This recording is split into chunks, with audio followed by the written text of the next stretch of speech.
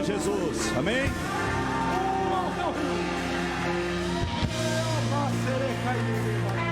Apenas um minuto, a minha oportunidade. Pode se assentar em nome de Jesus.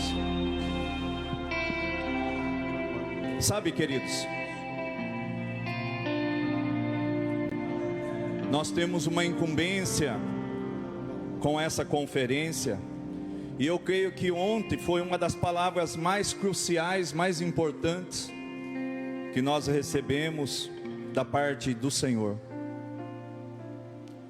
Porque uma igreja onde ela já contém os seus membros, que já são salvos, nascidos de novo da água e do Espírito, não que nós não devamos pregar e ministrar sobre o plano de salvação. Ocorre que para os salvos importa agora o pós-salvação. Existe um tribunal de Cristo, existe uma condição que se chama vestes do Cordeiro, que todos nós seremos colocados diante de Deus. Mas do linho puro, vestes brancas, são vestes inerentes às obras, aos feitos. E as igrejas têm sido omissas com relação a isso. Todos acham que a graça vai posicioná-los na manifestação do reino. A graça lhe concede vida eterna. Vou repetir, a graça lhe concede vida eterna. Porém o reino dele, a manifestação é tomada à força. Não daquele episódio de Jacó lutando com Deus, chegar e travar uma guerra de braço com Deus, mas consigo mesmo, comigo mesmo. E muitos têm se esquecido de que nós temos que negar a nós mesmos, tomarmos a cruz de Cristo e segui-lo, se tornando digno do teu reino. A posição no reino, no novo céu e na nova terra, é inerente àqueles que negam a si mesmo. Aqueles que dizem o que disse Isaías 6:5-8, eis-me aqui, envia-me a mim.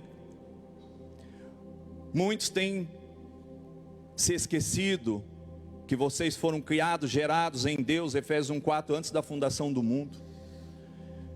Em Efésios 2:8, 9 e 10, nós fomos salvos para as boas obras.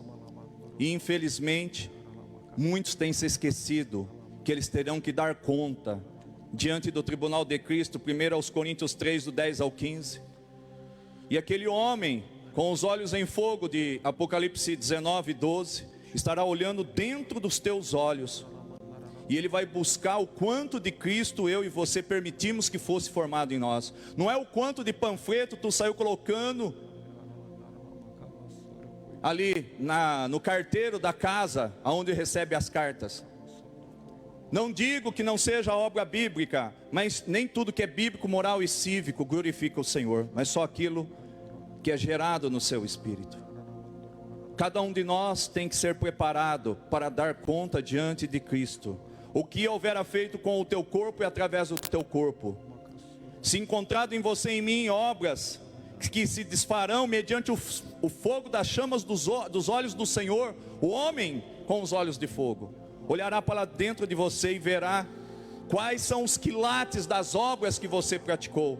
Deus está preocupado se você fundou 10.000 igrejas, se você tem um rebanho de milhões de pessoas. Importa dizer se esta era a vontade de Deus para mim e para a tua vida. Quando Ele olhar para dentro de você, as nossas obras serão provadas pelo fogo. Se encontradas em palha, feno e madeira, serão queimadas. Se em ouro, prata e pedras preciosas, haverá recompensa. Tem muito sabichão da teologia, tem muito crente se esquecendo que você será um mero ladrão na cruz, nuca, mão no bolso. 47 do segundo tempo, se não fosse a graça de Cristo, aquele ladrão estaria queimando no mármore, que eu brinco, do inferno. O outro sim, mas aquele tentou dar um nó em Jesus. E Jesus, agonizando em dor, já encerro. Jesus fala: esse cara está de sacanagem comigo. Ele quer ir para o meu reino. Faça com que hoje mesmo eu esteja contigo no teu reino. Ele disse: reino não, é uma questão de obras gerada no Espírito. Mas para o paraíso sim, hoje mesmo tu estarás comigo. Um grande equívoco no meio da igreja. É pela graça, não é por obras a vida eterna, mas a manifestação do reino, a posição no reino. pense e repense o que você está fazendo com a tua vida. Um prazo de validade de 70, 80 anos. Você não é um faraó que tem um pedido de última hora para que os ouros, os cajados de brilhante rubi, seu carro, sua fazenda seja enterrado contigo. Não cabe. Muitos não terão obras de valor eterno. Ele disse em Mateus, encerro 7, do 21 ao 23. Ele estava falando com discípulos, e eu estou olhando para discípulos. Ele não estava falando com os comedores de peixe e de pão e os que queriam os milagres. Esses ficaram ao pé da montanha. Provado no deserto, 3, Espírito Santo sobre ele, 4, sendo provado, tentado. 5, 6 e 7 de Mateus, a constituição do reino. Ali ele começa a dizer: Pedro, Tiago, nem todos que dizem Senhor, Senhor, herdará o reino dos céus, mas sim aquele que fizer a minha vontade. Você está fazendo a vontade de Deus? Ou da sua carne ou da sua alma? Porque muitos não conseguem permanecer na palavra da salvação por causa desta palavra, que ela fere aquele que não quer nenhum compromisso com Deus. É a espada de 2 gumes, ela entra de um lado rasgando, matando o que precisa ser morto, arrancando o que precisa ser arrancado, e do outro dando vida.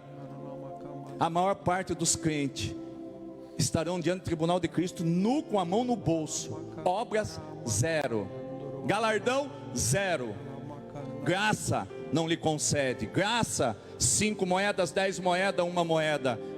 Aquele que granjeou 5, governará sobre 5 cidades. Haverá recompensa, tratamento diferenciado no reino. Aquele que granjeou mais 10 moedas de ouro, governará sobre 10 cidades. E aquele que tinha apenas 1 moeda, por medo, por negligência, imprudência, e nós não podemos falar palavrão aqui, né? Por ser um bunda mole, não fez nada. Sabe o que vai acontecer com ele? Será tirado. Quantos que estão aqui sentados, sabe o que vai acontecer? Enquanto você está vivo, o dom é irrevogável. Mas quando você estiver diante do tribunal de Cristo, até o que você tem, que era o dom, lhe será tirado e dado ao que mais granjeou. Isso dói, isso não ajunta pessoas, não dá número de igreja, mas dá glória a Deus. A verdadeira doutrina foi arrancada dos altares. O que se tem hoje são um circo. Embora tenha luz, tenha fumaça, mas tem glória, tem presença de Deus. E tem palavra que vai separar o joio do trigo. E essa palavra, a cada dia que ela é ministrada, ela está separando os que são daqueles que não são. Repense a sua posição em Cristo. Diga: eis-me aqui, e fala: Senhor, eu me arrependo. Faz de mim o templo do teu Espírito, Pai. Torna-me a tua imagem e semelhança, e retire de mim aquilo que o Senhor quer ver diante do teu tribunal, que venha te glorificar. Jesus, encerro, João 17:4. Pai, eu te glorifiquei na terra, cumprindo as obras que tu me deste para fazer. Jesus pode dizer isso. O branco pode dizer isso. Não! Você pode dizer isso? Ainda não! Porque nós não concluímos a obra que Ele depositou na minha e na tua vida. Eu venci na vida uma aposentadoria do INSS, uma casa quitada, um carro 2010, e às vezes um pedacinho de terra ali, um ranchinho no Rio Bonito, na mina. Venceu, venceu é nada. Você não venceu é nada. Paulo temia diante daquele estádio, ele concorrer, ele lutar, ele correr, e ele ser um mero ensinador, propagador da palavra, e ele mesmo não atingir a estatura do varão perfeito. Repense, Pai, em nome de Jesus. Recatalabacia na bracaia, Rianai quequeia na braçoias de bacai, Deca na machoia, Eke miocoa na bacai, Decolobatoia, Demas, Tuiequeia, Macatalabacheia. Senhor, rasga os céus e desce sobre esta promessa desta cidade, esta serra de Botucatu. Ela receberá um foco de avivamento. Nações concorrerão para cá. Quer você coopere, quer você entenda, quer você tenha fé ou acredite, vai acontecer. Macanaba cheia, principados, tronos, castas, legiões, que também É dado este nome aos anjos do Senhor. Invadam os céus desta cidade.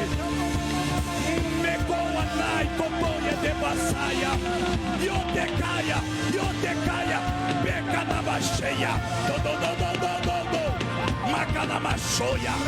Senhor, não é cidade do Saci Pererê, não é de nenhum santo, nenhuma santa, é do Rei Jesus.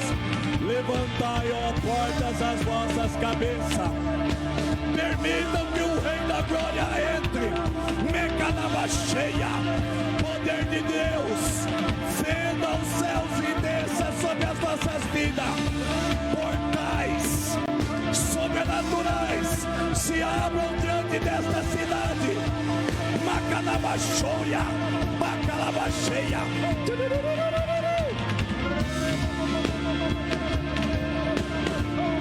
Senhor, Senhor,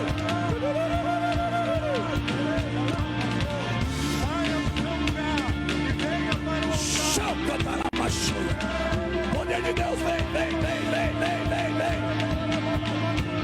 Não porque nós mereçamos, mas porque nós necessitamos. Moisés diz: anjo não, se a tua presença não for conosco, não me peça para ir. Que a dimensão da glória, que o ambiente da glória, decalabacheia, cheia, toia, neca, yotopocoia, debachai, yetenemocoia, debassaia, yotecaia,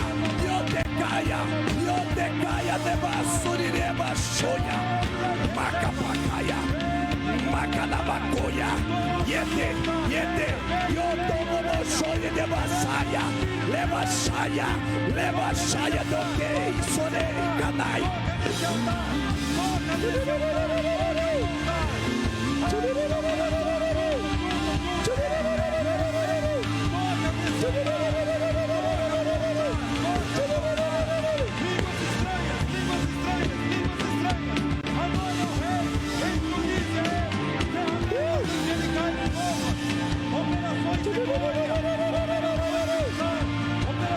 Que os filhos do fogo do avivamento sejam tocados pela tua glória, pelo teu poder. Macanabacheia. Vem.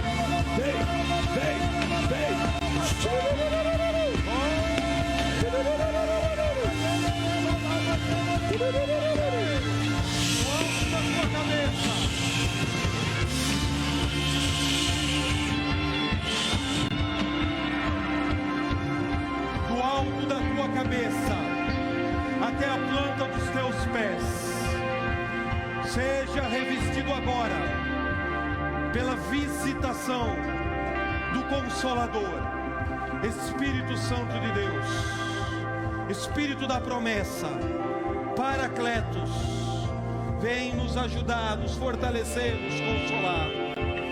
Gostaria que todos vocês viessem aqui ao altar, colocasse a mão no ombro de quem já tocou no altar, ficasse bem juntinho, põe a mão no ombro de quem já tocou no altar. Se você se sentir desconfortável, quiser continuar aí, tudo bem, mas eu gostaria que você viesse aqui para receber. Pai, nessa noite eu recolho algumas palavras, algumas sentenças que foram declaradas sobre essa igreja. Pai, eu te peço perdão por todo pregador que pregou verdades bíblicas com o espírito errado, por todo ministro, por todo profeta que ensinou verdades bíblicas, mas foi alimentando, foi fortalecendo o espírito de Piton, o sistema pitoniza, na psique, no inconsciente coletivo, nas casas, nos lares, nas células, entre os empresários dessa igreja. Pai, nessa noite eu dou ordem para que o anjo do Senhor se manifeste destruindo com o sistema, com a egrégoria da pitoniza no inconsciente coletivo da cidade de Botucatu. na psique da cidade de Botucatu, entre os pastores, entre os cristãos, entre os líderes, entre as diversas denominações que invocam o teu nome, na psique da cidade de Botucatu, toda pitonisa, toda manipulação profética através do dom profético, comece agora a ser queimado pelo fogo do altar, comece agora a ser queimado pelo fogo do Espírito Santo.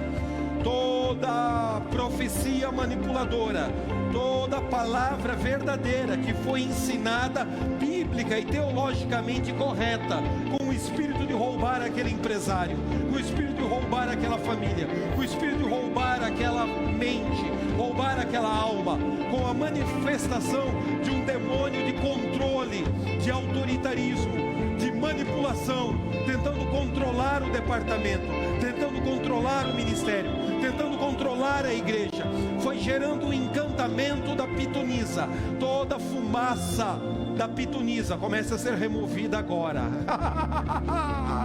E o cheiro de mirra do altar que o Senhor tem lá no céu, e o aroma de mirra, o cheiro de nardo, começa a se manifestar agora. Anjos do Senhor, toca no nervo olfativo de quem está me assistindo pelo Facebook, pelo YouTube. Toca agora no nervo olfativo de todos que estão aqui. Eu peço agora sinais e manifestações visíveis, audíveis, tato e por olfato, de que algo está rompendo no mundo espiritual, que uma egrégora de maturidade profética está sendo rompida, e uma egrégora de maturidade da glória de Deus está se manifestando agora. Cheiro de mirra. 3, 2, 1, para a glória de Jesus.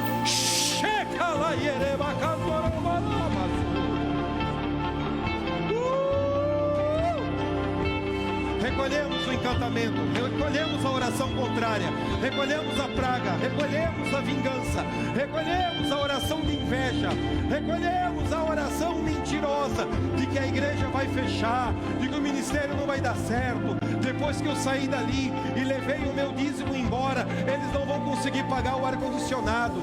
Toda e qualquer imaturidade da alma, toda e qualquer manipulação da alma, eu recolho agora e apresento aos pés de Jesus e declaro: fogo do Senhor queima, e um cheiro de mirra se manifeste.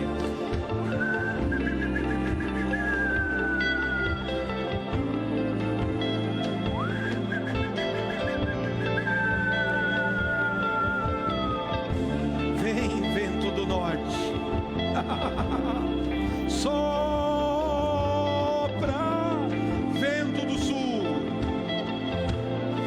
manifesta-te, vento revolvente que vem do oeste, Espírito do Senhor, anjos e ministradores, querubins que vem do oeste. Eu chamo o oriente, eu chamo o ocidente para soprar o vento de ressurreição no meio do vale de ossos secos.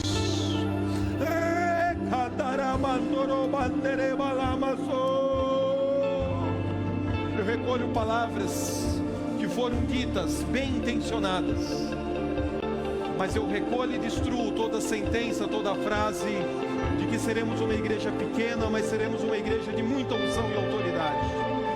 Eu declaro no lugar dessa sentença que seremos uma igreja enorme, grande, vai faltar cadeira para sentar de tantos membros que haverão aqui nesse auditório, e seremos uma igreja de autoridade, de unção, de profundidade, de qualidade sobrenatural.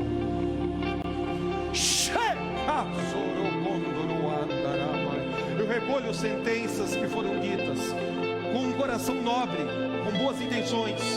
Não quero o dízimo e a oferta de vocês para pagar as contas. Eu pago tudo isso aqui sozinho.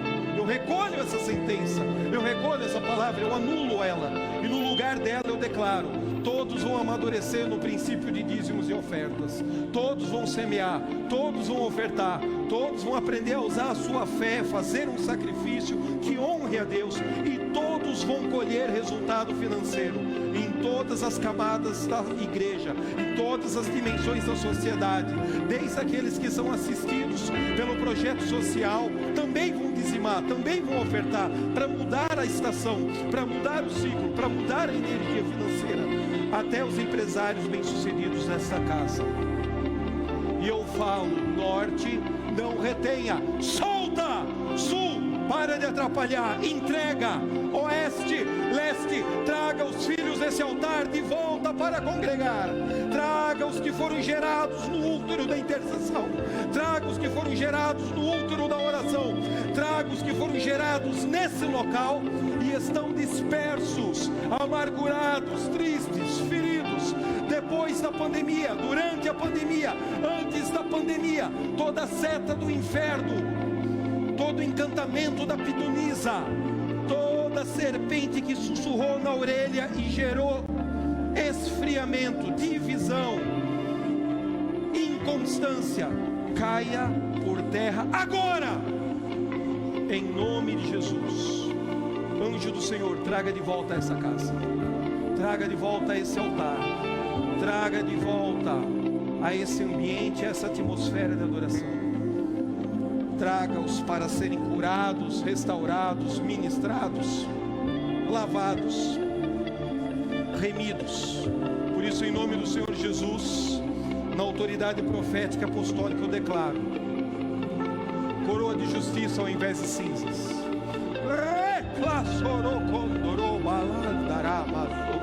vestes de louvor e adoração ao invés de espírito angustiado,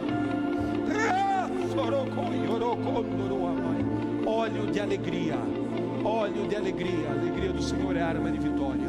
Põe as duas mãos sobre o seu coração e respira fundo agora. Libera o teu rio e começa a dar sinais de pó de ouro, pó prateado, dente de ouro, pedras preciosas, diamantes, pedras coloridas, esmeralda, rubi, turmalinas. Comece a se materializar no auditório agora. Comece a cair das vestes angelicais. Unge as nossas mãos com óleo, unge as nossas mãos com azeite, unge as nossas mãos com mirra. Brota o azeite da nossa mão. Sangue de Jesus comece a se manifestar, seja do chofar, seja de estigmatas na palma da mão, na planta do pé. Sangue de Jesus comece a se materializar. Vinho novo, vinho novo, vinho novo, Senhor. Vinho novo, vinho novo. Inventa um espontâneo com vinho, porque Ele quer derramar vinho agora. Embriaga-nos com teu vinho, embriaga-nos com a unção de alegria, embriaga-nos com a unção do riso, embriaga-nos com esse vinho doce, vinho do trono, no lugar do vinagre da religião, no lugar do vinagre da amargura, da tristeza, da briga, do conflito. Eu coloco agora o meu coração no vinho e eu bebo da tua presença.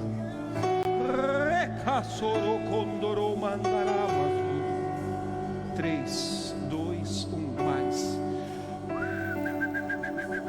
Para o teu rosto, Senhor.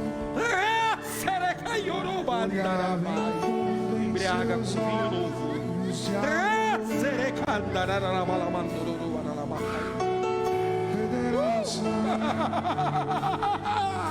Vinho novo, vinho doce.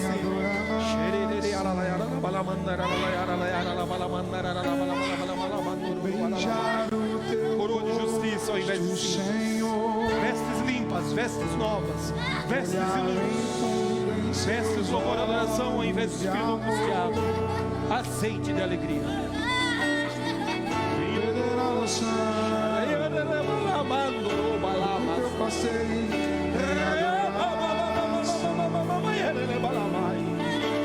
Nós ainda vamos fazer exercícios de imposição de mão.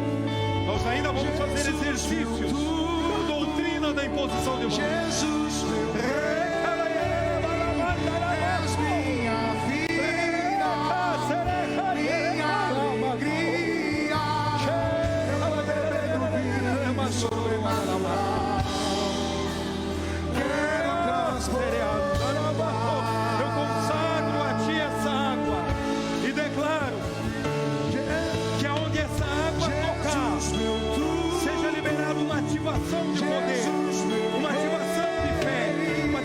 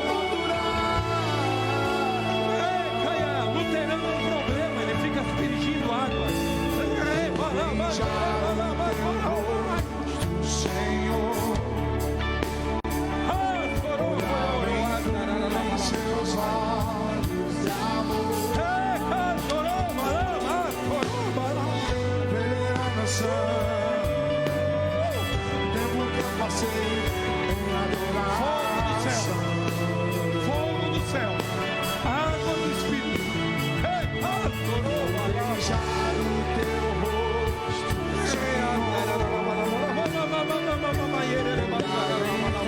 em seus olhos de amor,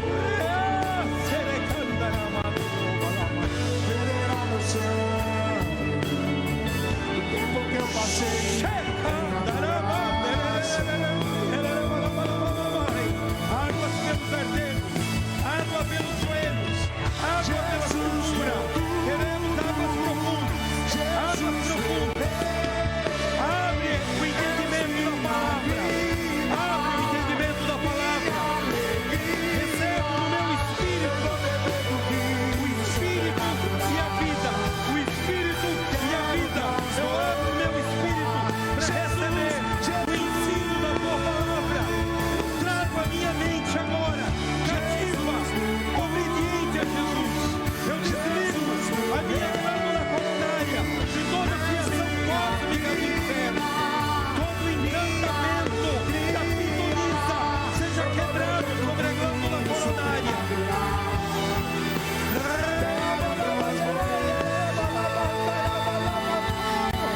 Um peso de glória. Acabou, acabou. Um peso de glória.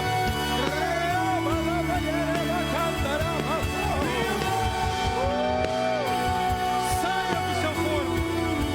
Saia do seu corpo. Saia do seu corpo. Entra no terceiro céu.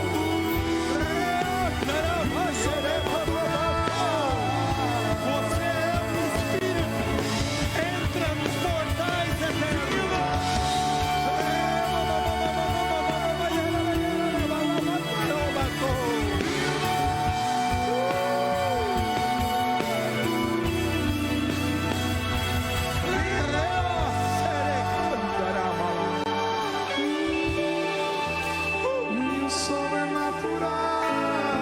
Obrigado, Jesus, por essa introdução. Obrigado por essa segunda noite de conferência. Revival Fire. Obrigado por essa atmosfera de adoração e de intercessão. Nós agora trazemos a nossa mente cativa a palavra do Senhor. Abrimos o nosso espírito, o nosso coração para receber a instrução, a palavra e a manifestação do poder do Espírito Santo correspondente a essa palavra. Se você quiser voltar ao seu lugar e se assentar, você é livre. Se você quiser continuar aqui, você é livre. Se você quiser deitar e sentar aqui perto do altar, vamos ministrar a palavra juntinhos, porque você é livre na casa do Pai para ministrar a Ele, para tocar nele e receber o toque da glória dele. É muito bom poder servir essa igreja. Gostaria que você abrisse a sua Bíblia em Mateus capítulo 4. Ontem nós falamos sobre Tikkun Olam, o tempo da restauração de todas as coisas. E a pergunta é: quando a profecia, a promessa do avivamento vai se materializar na minha vida, na minha família, na minha igreja local, na minha cidade, na minha geração, na minha nação? E as pessoas acham que o avivamento vem quando Deus quer. Isso é uma mentira. Avivamento vem quando nós criamos vergonha na cara e nos alinhamos com a palavra de Deus em obediência, em adoração, em jejum, em santidade e, acima de tudo, em obras de justiça para alcançar o mendigo, a viúva, o órfão, o necessitado. Então, avivamentos são desatados do céu entre igrejas ou cidades na terra. Então a pergunta que você vai fazer para o vizinho aí não é quando Deus vai mandar o avivamento. Diga: quando o avivamento vai se manifestar do meu interior. Porque nós estamos nos engravidando de um compromisso, de um comissionamento profético apostólico para sermos, diga para quem está do seu lado, um agente mobilizador de avivamento. Nós encarnamos ontem à noite e invocamos o espírito do avivamento, mas nós assumimos um compromisso diante de Deus e diante dessa igreja local. Eu vou trabalhar para que a profecia, a promessa, a potencialidade do avivamento se torne uma egrégora de maturidade, uma egrégora, um pulso psíquico de cultura do avivamento.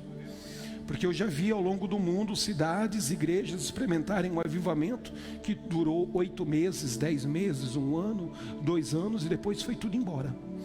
Porque eles tiveram um arrepio na coluna, mas não implantaram uma cultura de avivamento. E isso então exige maturidade. Uma das coisas que sabota a profecia e a potencialidade da promessa de um avivamento, e a manifestação e a permanência desse avivamento no meio da igreja, são os nossos relacionamentos de maturidade ou relacionamentos de imaturidade. E é isso que nós vamos falar hoje. Diga: chega de construir a arca de Noé. Diga: é tempo de restaurarmos e costurarmos as redes de relacionamento profético. Muitas profecias de restauração falam sobre a restauração de Israel, sobre a restauração do reino de Deus na terra e sobre a igreja. Você pode ver em casa com calma Isaías 65, 25. O lobo e o cordeiro pastarão juntos, o leão comerá palha semelhante ao boi, pó será a comida da serpente. Não se fará mal nem dano algum em todo o seu santo monte, diz o Senhor. Isaías 11, 7. A vaca e o urso pastarão juntos, seus filhotes dormirão lado a lado. E a profecia segue falando sobre atmosferas ou ambientes do Éden que foram perdidos e hão de ser restaurados. Isaías 3, 4 fala sobre crianças. Diga: crianças governando sobre a terra e crianças profetizando. Não importa se você entende que esses textos bíblicos são alegóricos, ou se você é de um pensamento teológico que acredita que essas narrativas são literais. O fato é que sempre que algum profeta do Antigo Testamento fala sobre Tikkun Olam, a restauração de todas as coisas, ele usa essa linguagem da fauna, da flora e dos seres humanos se relacionando em maturidade. A profecia do reinado milenar, Isaías 35, em que Jesus estabelece o reino milenar na terra. E aí o dispensacionalista, ele foi treinado para transferir para Deus a responsabilidade de apertar no play do videocassete do céu e trazer o arrebatamento para a igreja na terra e manifestar o reino milenar na terra. E eu tenho que te dizer uma coisa: para de acreditar em bobagem. Com muito respeito e carinho aos pastores, teólogos e amigos que pensam nessa perspectiva, eu quero te dizer que o espírito de profecia, o espírito de avivamento nos comissiona para interagirmos com Jesus e juntos com Ele trabalharmos para construir o milênio aqui na terra. O milênio não vem do céu porque Deus quer ou Deus determinou o dia e horário. Assim como o período de 1000 anos das trevas da igreja medieval, também não foi a vontade soberana de Deus quem permitiu. Foi a imaturidade e irresponsabilidade dos líderes, dos homens na terra. Deus não foi o causador daquilo. O holocausto não foi Deus que determinou calvinisticamente que acontecesse, não. Foi a imaturidade, a manipulação demoníaca, o potencial pecaminoso dos homens, que até citaram textos bíblicos fora de contextos para justificar aquela barbaridade, entendeu? O que eu quero dizer para você é que quando você deixa de ser um espectador, você se torna um agente mobilizador. Você assume o compromisso de fazer um pouquinho, e milhares de crentes, Cristo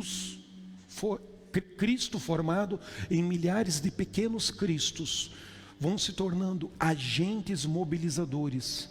E nessa unidade e nessa mobilização social, seja de distribuir sopa ou de dar emprego e curso profissionalizante, seja de expulsar demônio, curar enfermo ou orar pelo batismo no Espírito Santo e a evidência primária de falar em línguas. Da coletividade de tudo isso, nós estamos colaborando com Deus para construir um milênio aqui na Terra.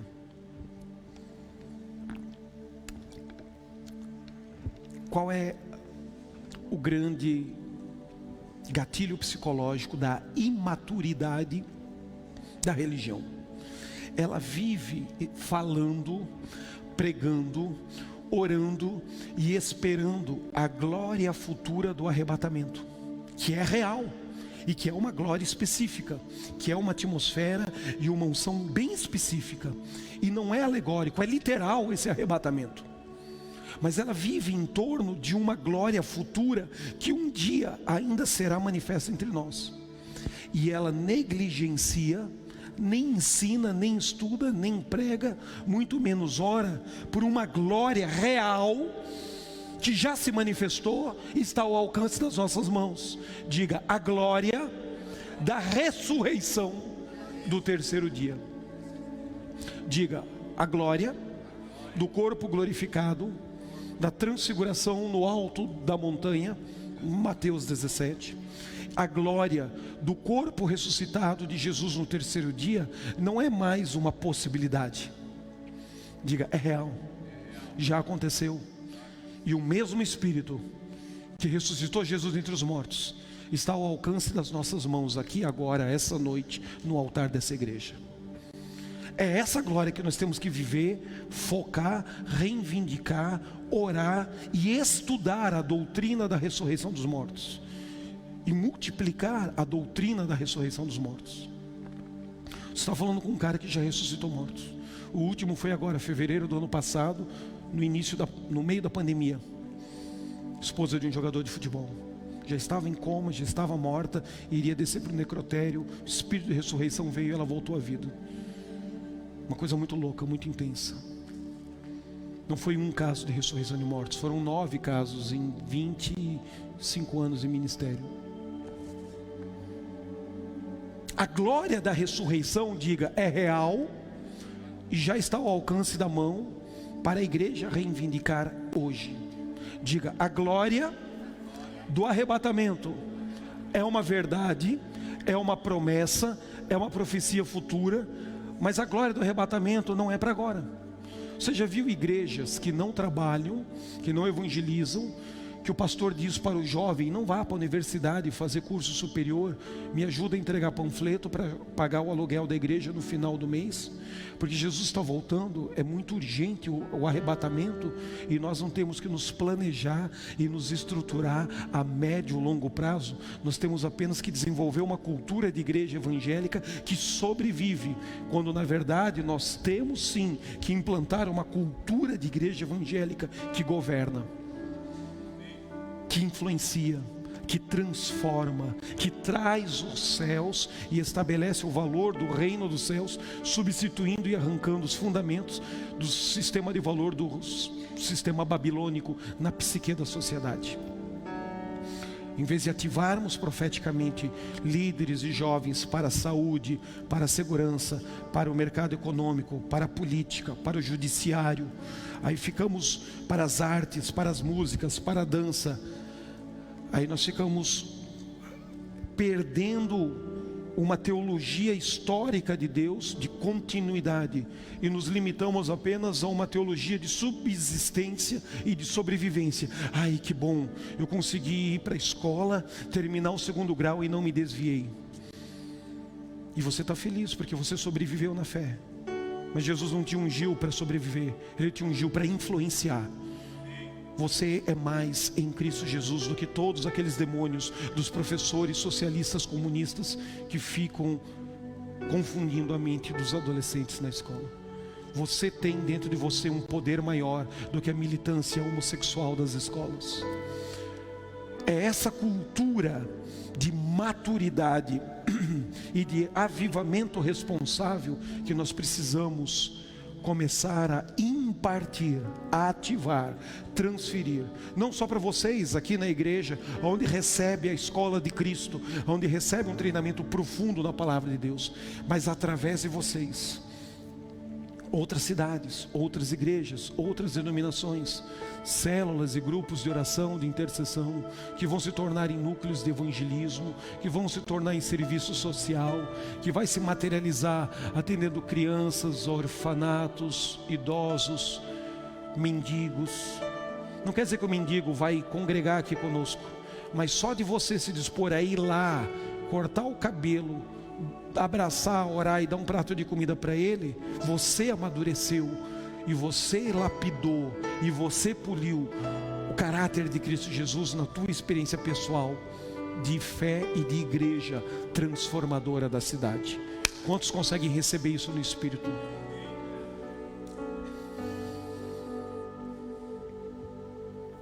Então a pergunta não é quando o avivamento virá.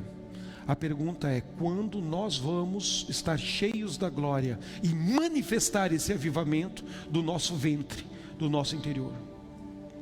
Porque Romanos capítulo 8 diz que toda a criação geme com dores de parto, olhando para nós, esperando pela manifestação da glória do Pai nos filhos maduros, uios, que é diferente de tecons, filhos recém-nascidos, bebês espirituais, para pormos em liberdade todos os espíritos elementares que vibram na frequência eletromagnética de dor, de morte, de apodrecimento, de poluição, de deteriorização, de derrota, de fracasso, de suicídio, de pânico, de síndromes e mais síndromes com nomes técnicos e esquisitos. Diga: a glória do Pai, através dos filhos maduros, muda essa energia, muda essa atmosfera, troca esse espírito, troca as vestes de suicídio, depressão e luto por vestes de louvor, vestes de celebração, vestes de adoração profética, vestes de adoração espontânea, vestes de avivamento extravagante. Mas isso não acontece porque Deus quer. Diga: isso acontece porque Deus quer e encontrou na terra fiéis remanescentes, dispostos a ser instrumentos na mão dele, para manifestar esse poder, para manifestar essa glória, para manifestar essa unção, para tomar pancada dos religiosos e responder críticas dos apologetas da ordem dos curicalango na internet. Mateus capítulo 4, versículo 18 em diante, fala assim, 17 em diante. Desde então começou Jesus a pregar, dizendo: arrependei-vos, porque é chegado o reino dos céus. Sabe que no original essa palavra significa: o reino dos céus está ao alcance das suas mãos. Estende o braço aí, estende a sua mão, pega. É chegado o reino dos céus, quer dizer, o reino dos céus está ao alcance de um braço, ao alcance de um côvado, ao alcance da sua mão. E Jesus, andando junto ao mar da Galileia, viu dois irmãos, Simão, chamado Pedro, e André, os quais lançavam as redes ao mar, porque eram pescadores. E disse-lhes: venham após mim, e eu vos farei pescadores de homens. Então eles, deixando logo as redes, o seguiram. E adiantando-se dali, viu outros dois irmãos, Tiago, filho de Zebedeu, e João, seu irmão, num barco com Zebedeu, seu pai, costurando, consertando, restaurando, limpando as redes, e chamou-os. E eles, deixando imediatamente o barco do seu pai, seguiram-no. E percorria Jesus toda a Galileia, ensinando nas suas sinagogas, pregando o evangelho do reino de Deus, curando todas as enfermidades e moléstias entre o povo. E a sua fama correu por toda a Síria. Traziam-lhe todos os que padeciam, acometidos de várias enfermidades, espíritos atormentadores, endemoniados, lunáticos, os paralíticos, e ele os curava. E seguia-o uma grande multidão da Galileia, de Decápolis, de Jerusalém e da Judeia, do lado além do Jordão. Jesus se manifestou com a glória do Pai, e a sua fama e o seu pedigree, a sua reputação começou a ser conhecida, e ele começou a influenciar e a demarcar um perímetro geográfico. Assim como Samuel fala que a fama do profeta Samuel foi estabelecido e foi conhecido como profeta desde Berseba até a cidade de Datã, um perímetro geográfico que Deus deu para Samuel influenciar com o manto de unção profética que estava sobre os ombros de Samuel. Assim Jesus recebe um perímetro de influência da sua manifestação pública na Palestina. O que não quer dizer que isso não se expandiu através dos apóstolos, através do segunda, terceira, quarta, quinta geração de discípulos e seguidores, até o confim da terra. Toda a terra foi dada para Jesus como rei estabelecer. Mas aqui está bem claro o perímetro geográfico inicial de influência profética, de influência pastoral, de influência apostólica, de influência evangelística, de influência de Rabone, de mestre, de ensinador da palavra de Deus, que Jesus tem no início da sua manifestação pública como Messias. Diga, ele é o Hamashia. Muito mais do que Jesus Nazareno, ele é Jesus o Cristo. Diga, o ungido, o Messias, o prometido, o profetizado por Isaías, o profetizado por Jeremias, o profetizado por tantos profetas do Antigo Testamento. Agora ele está se manifestando. E quando alguém se manifesta em glória, você tem que ter a cachorra, a vergonha na cara, a capacidade e habilidade de discernir no teu espírito e tomar uma decisão. Eu vou navegar nesse rio junto com o apóstolo branco, eu vou beber dessa água, eu vou remar junto para gerar essa manifestação de resultados. Quais são os resultados? Curar enfermo, expulsar demônio, levantar paralítico, libertar os lunáticos. Está aqui no texto que eu acabei de ler para você. Qual é a palavra que eu quero destacar essa noite? Lá no versículo 20: então, deixando logo as redes, seguiram-no. Essa palavra redes é catártizo. Catártizo. Catártizo. Essa expressão que aparece quando os filhos de Zebedeu estavam costurando, limpando, restaurando, reformando as redes.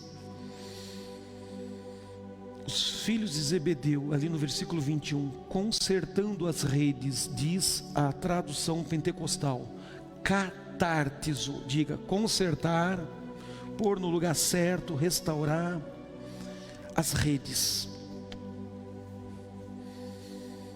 Há uma diferença muito grande entre denominações, convenções de igreja, CNPJs de igrejas denominacionais e redes de relacionamento profético apostólico. Uma quer o teu ativo imobilizado, outra quer uma placa de uma carteirinha com um código e a sua foto feia para dizer que aquela instituição é dona de você e que você é escravo daquela instituição. O Vaticano, para dizer que aquela pessoa, aquele sacerdote, aquele vocacionado ao ministério é propriedade do Vaticano, criou uma coleira para pôr no pescoço de um cavalo selvagem, para que a força do cavalo selvagem seja domesticada e usada para produzir resultados para a instituição do Vaticano. E essa teologia, essa alegoria, essa ilustração da coleira no pescoço do cavalo selvagem, nasce o colar clerical do padre. Aquele colarinho clerical significa exatamente isso. a coleira no pescoço do cavalo selvagem, que agora é domesticado, e faz um pacto, faz um voto: servir a Deus pela máquina administrativa do Vaticano. Assim como eu, na minha adolescência e infância, fui treinado a fazer um pacto: servir a Deus na doutrina luterana, na máquina administrativa eclesiástica da Igreja Luterana. E o pior, que milhares de boas pessoas estão nos assistindo agora pelo Facebook e pelo YouTube e entenderam que a única doutrina verdadeira da Assembleia de Deus, da Batista, da Presbiteriana, dos ortodoxos, que brigaram com os católicos muito antes da Reforma Protestante, do cristianismo copta lá do Egito, que na sua profissão de fé, quando faz o pacto de servir a Jesus na igreja copta, diz: o pacto de André, do apóstolo André, que se necessário for, quer fazer parte da medida dos mártires. Por isso que é uma das igrejas que mais estatística de martírio tem. Eles trazem em existência isso na profissão de fé deles, da liturgia antiga.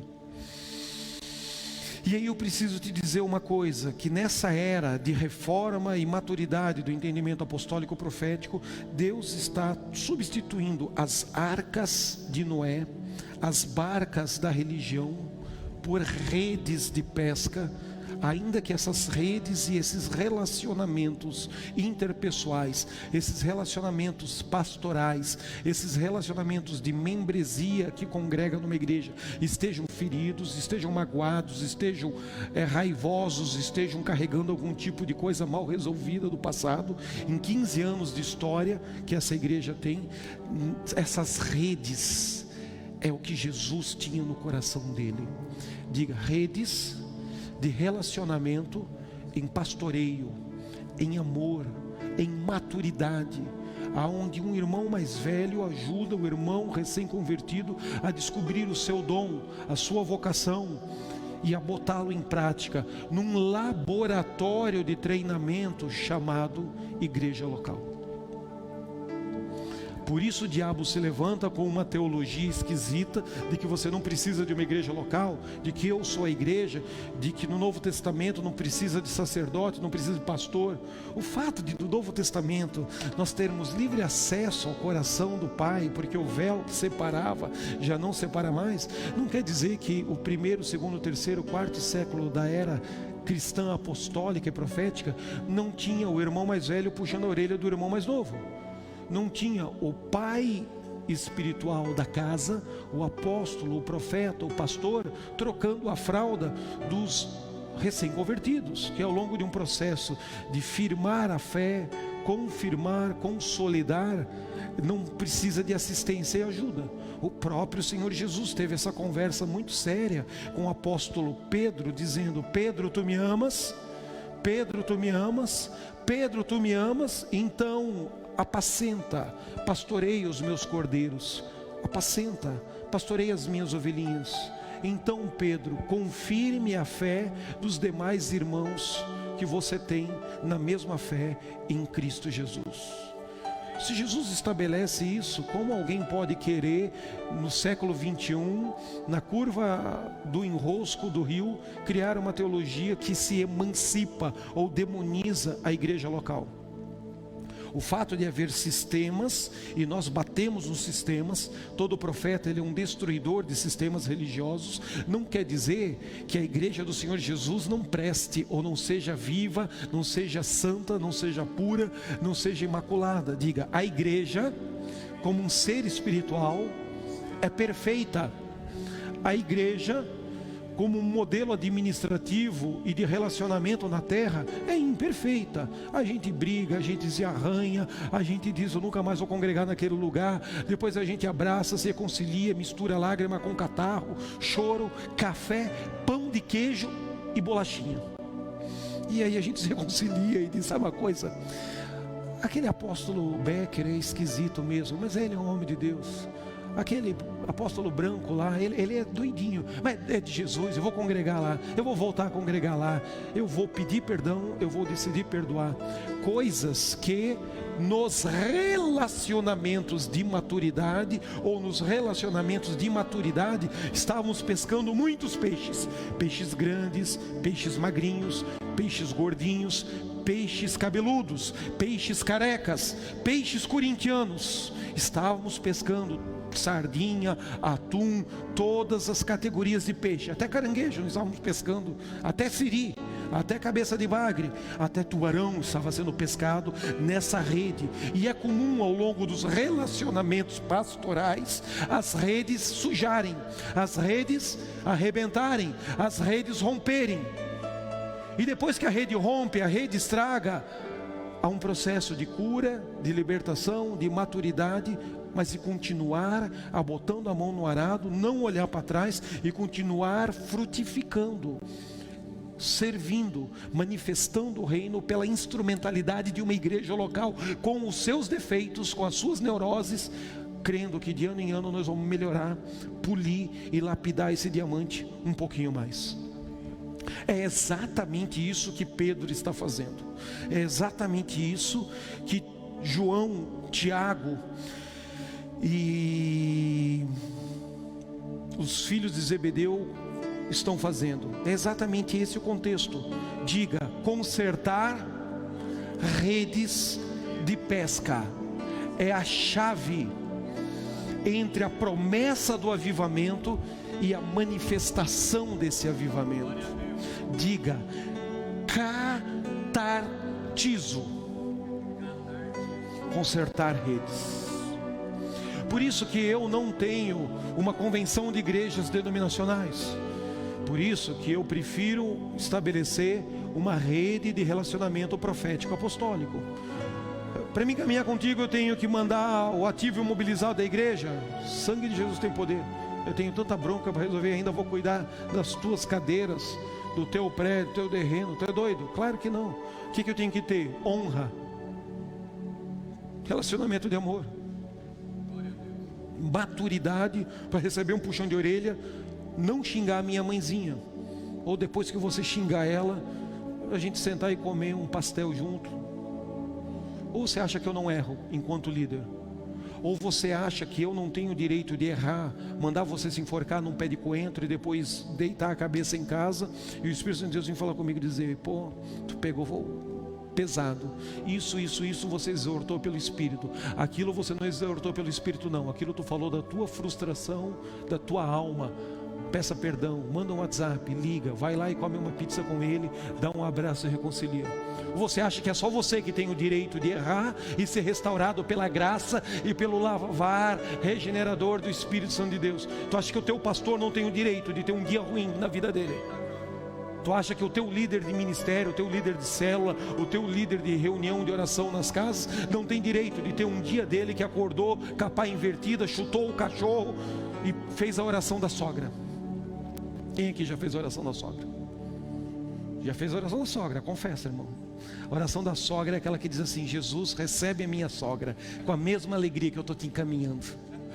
Às vezes até o líder, por mais ungido, por mais cheio de dons, por mais cheio de poder, ele está passando uma fase ruim. É óbvio que eu erro, é óbvio que eu peco. Tem dia que eu brigo com a minha esposa. A questão é se vou levar um ano para me reconciliar com a minha esposa, um mês ou 3 dias, ou 3 horas, entende? É isso que a maturidade e o tempo vai abreviando esse tempo de reconciliação. Você acha que o seu pastor, o seu líder, ou você enquanto líder de um ministério nunca errou? Aí eu vou parar de congregar, eu vou parar de participar desse pacto de ser um agente mobilizador de avivamento. Eu vou romper com esse pacto e esse compromisso que você fez com Deus. Você não fez com as pessoas aqui no altar, você fez com Deus. De nesta igreja local, você trabalhar para gerar uma atmosfera de honra, de maturidade, de cura, de libertação, de lunáticos sendo restaurados, de endemoniados sendo libertos, de paralíticos enfermos sendo curados, como Jesus está narrando aqui a sua manifestação pública nas diversas sinagogas, desde a Síria, passando pela Judéia, Palestina, até o outro lado do Jordão. Aí você esquece desse pacto, desse compromisso que você fez de honrar a Deus e frutificar no reino de Deus nessa instrumentalidade dessa igreja local, porque você achou um defeito nessa igreja local e você decidiu: de hoje em diante eu vou ser o Indiana Jones, o caçador da igreja perfeita. Sabe onde você deve congregar? Se você está buscando a igreja perfeita em Botucatu, vai congregar na Liga da Justiça. Vai dizimar e ofertar e ser membro da Liga da Justiça. Deve ter uma cadeira lá para você sentar no meio do Thor e da Mulher Maravilha, assim. Só está faltando você para sentar ali, miserável. Não, porque você quer uma igreja perfeita aqui na terra. E quando você acha um defeito num líder, num pastor ou numa igreja, você se sente no direito de se emancipar e entregar a tua alma para o espírito de independência, para entregar a tua alma para o espírito de orfandade, para entregar a tua alma para o espírito de rebelião e para entregar a tua mente, a tua psique para o espírito de obstinação. Você acha que você é maduro e tem que fazer isso, porque você é profeta de Jeová. Zé Orelha, um tapa apostólico de 5 dedos no pé do ouvido direito para te ajudar a voltar para a palavra de Deus, a voltar para a realidade e para a maturidade. Diga: estamos aqui para brigar, para quebrar o sarrafo, para arrancar o cabelo, para morder um no ombro do outro. A igreja é para isso, é para enfiar o dedo no zóio e para pedir perdão e se arrepender e nunca mais repetir essas imaturidades na sua vida com Jesus. É uma rede de relacionamentos e peixes rasgam a rede. E Jesus não está dizendo: queima a rede, joga a rede fora, abandona esse negócio aí. O que eles estão fazendo? Eles estão costurando as redes, eles estão consertando as redes, eles estão lavando as redes, eles estão limpando as redes. Porque as redes restauradas fazem com que os relacionamentos de maturidade superem o trauma, a briga. Eu fiz um bolo e você falou mal do meu bolo, fiquei muito amargurado, fiquei 6 meses sem vir nessa igreja, mas eu decidi vir aqui, me reconciliar, pedir perdão, decidi falar do sentimento que me feriu. É onde as profecias manipuladoras geram e castram esse potencial profético de um avivamento que foi anunciado, entendeu? É onde o profeta às vezes diz a verdade, ensina a palavra de Deus, mas com o espírito de controle, com o espírito de manipulação, com o espírito de insegurança. E muitas vezes a gente recebe na igreja pregadores que passam, operam alguma coisa em Deus, mas depois a gente vai vendo que estavam sendo usados pelo Espírito Santo, só não estavam sendo aprovados na intimidade e no secreto, que acaba deixando uma contaminação. Isso vai se somatizando e vai formando uma pitonisa, uma piton, uma jiboia ao redor da parede, ao redor do terreno, ao redor das cadeiras. De repente você não sabe, porque tem 500 pessoas, 300 pessoas e na outra semana tem 100. Aí o líder se sente culpado: fui eu que pequei, fui eu que errei. Às vezes não, às vezes sim. Às vezes você só deixou impor a mão e orar a pessoa que está ensinando a verdade, com a raiz motivacional de inveja, de ciúme, de roubar o coração, como Absalão queria roubar a psique do povo para se rebeliar contra o seu próprio pai, o rei Davi. Espírito de Sanbalaque, querendo atrapalhar Neemias numa grande obra de reedificar os muros e reedificar a cidade de Jerusalém.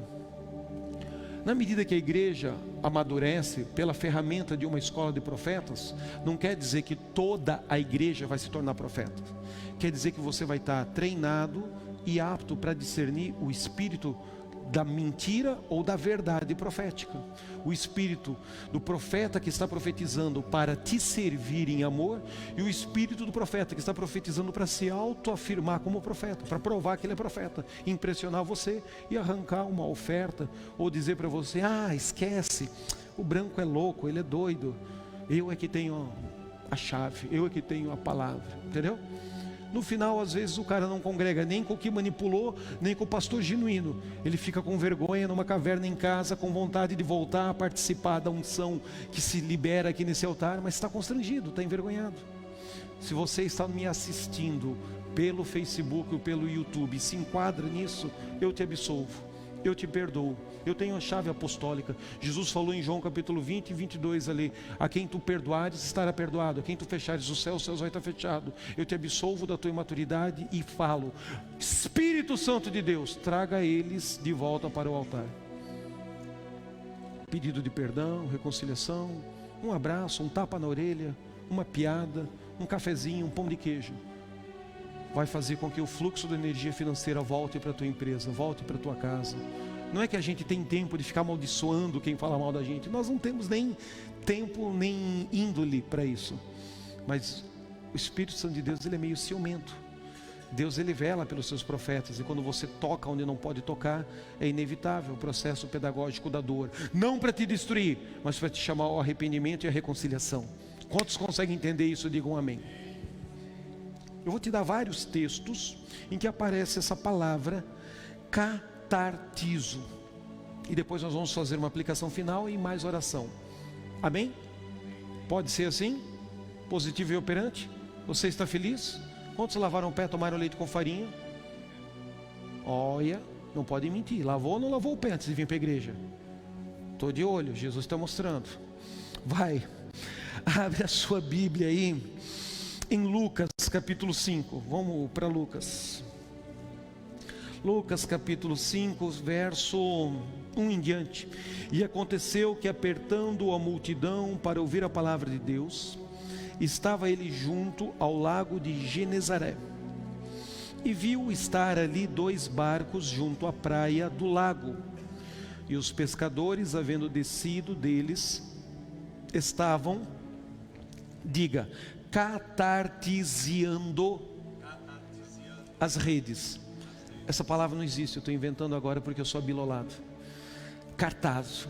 Eles estavam lavando as redes, costurando as redes, consertando as redes, reparando as redes. Diga, restaurando as redes. Nós falamos ontem sobre a restauração de todas as coisas. Tempos de refrigério e tempo da restauração de tudo. Atos capítulo 3. Foi o que nós falamos hoje. E hoje eu estou aplicando o conceito de restauração, de consertar, de costurar, de remendar as redes de relacionamento profético, apostólico, pastoral, espiritual na igreja. E entrando num dos barcos, que era o barco de Simão, pediu-lhe que o afastasse por um pouco de terra, e assentando-se ensinava a partir do barco a multidão que estava na praia. E quando acabou de falar, disse a Simão: faz o barco afastar-se para o alto mar, e lance as vossas redes para pescar. E respondendo Simão, disse-lhe: mestre, havendo nós trabalhado toda a noite, nada pescamos, mas porque tu estás mandando, sobre a tua palavra lançaremos a rede. E fazendo assim, colheram uma grande quantidade de peixes, e cumpria-se-lhes, e rompia-se-lhes, arrebentava-lhes a rede. E fizeram sinal aos companheiros que estavam em outro barco, para que os fossem ajudar. E foram e encheram ambos o barco, de tal maneira que quase iam a pique. E vendo Simão Pedro, o Senhor Jesus prostrou-se aos pés de Jesus, dizendo: Senhor, afasta-te de mim, porque eu sou um homem pecador. Versículo 10: não temas, agora, de hoje em diante, farei de você um pescador de homens.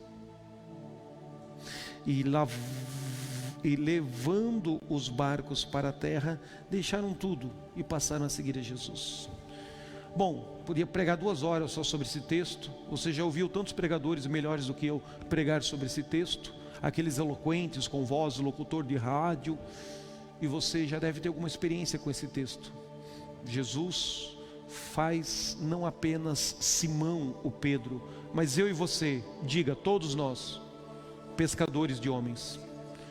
Mas antes de nós nos tornarmos aptos para pescar homens, as nossas redes precisam ser restauradas, costuradas, seja emocionalmente, seja espiritualmente, seja uma restauração financeira, uma restauração familiar, uma cura física, um rompimento milagroso, seja um relacionamento de estupro, de ódio, de raiva, de amargura que bloqueou você, seja uma energia de suicídio que te persegue.